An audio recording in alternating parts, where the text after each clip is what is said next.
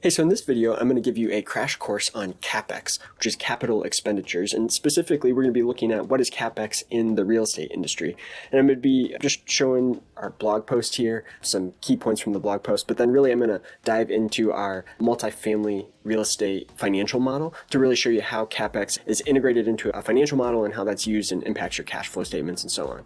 So the first thing, just at a high level, a definition of what is Capex, it refers to the significant major costs that are associated with buying or renovating a property that's beyond your general repairs and maintenance. So this isn't repairing a leak, but it might be putting on a whole new roof. And so these are typically large and infrequent expenses that would be considered Capex.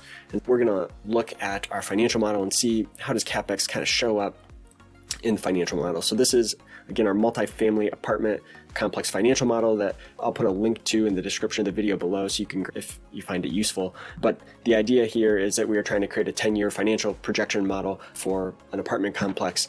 And we want to know whether we're generating operating income, but we also need to understand cash flow. And Capex is a major component of your cash flow. If we took a look here at our input purchase and reno budget, so this would be for the purchase and renovation of a property, this is where we're going to see our capital expenditures primarily living. So here we can see that we've entered in some assumptions here for the property purchase, and we're saying it's a $14 million property that we purchased in month one of the model. And then we're going to do some renovations. So we've got unit renovations here, and we're going to spend $5,000 per unit for 100 units. So there's $500,000 worth of capital expenditure renovation costs here. And these are going to be spread out. So we have this cost period here. It's going to be spread out through month 1 and through 12.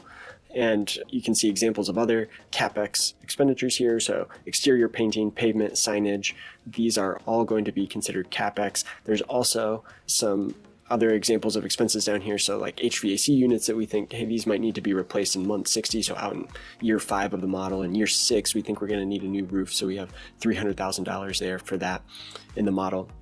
And what you'll see here is you can see the outlay of cash. So you've got the big $14 million purchase price, Capex, and then you've got development and building improvements that's spread out over time here. Now, if we take a look at our cash flow statement here, what we're going to see is your capital expenditures line right here is going to show up on your cash flow statement. So that's where Capex lives, and we can compare that to our income statement. So in our income statement, what you're going to see is operating expenses. So things marketing, maintenance, general and admin, utilities. These are common, everyday, regular expenses that are different. These are Opex expenses in comparison to Capex. So Capex does not show up on your income statement, but obviously it is a major cash flow item, right? So it is on the cash flow statement, but not on your income statements. Hopefully that just helps understand where Capex lives in relation to a financial model in real estate. Hope that's been helpful to you. If you have other specific questions about modeling your capital expenditures for your project, please don't hesitate to reach out or leave us a comment in the comment section of the video below. Thanks.